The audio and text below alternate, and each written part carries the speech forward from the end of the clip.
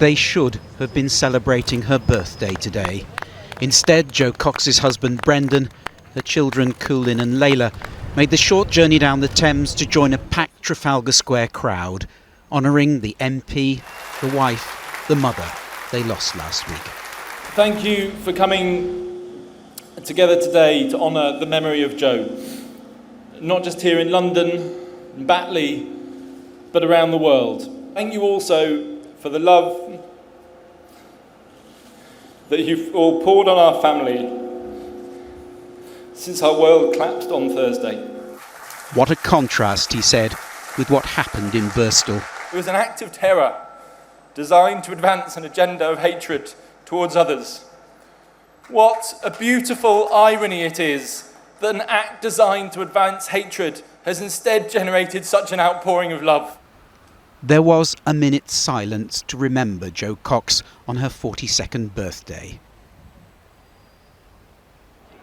Observed simultaneously around the world, with white roses in Brussels, prayers and tears in Washington, D.C., and a clear sense of loss in the war-torn communities of Syria, so close to her heart.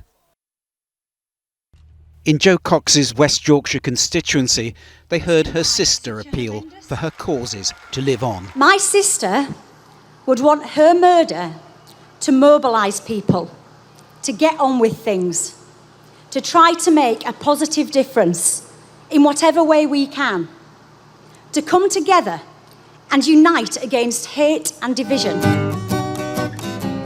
Back in Trafalgar Square, there were musical tributes, a favourite campaigning song from the choir of Coolin Cox's school.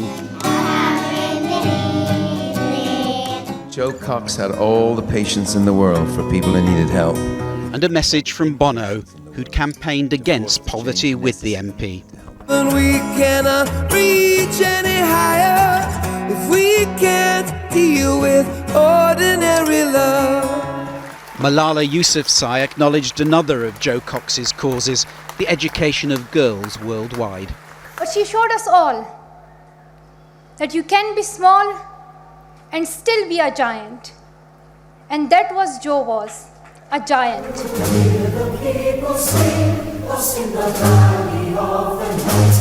An emotional gathering, part memorial, part celebration of all Jo Cox achieved in her almost 42 years, ended with a chorus of one of her favourite songs from the musical Les Miserables. Paul Davis, News at 10.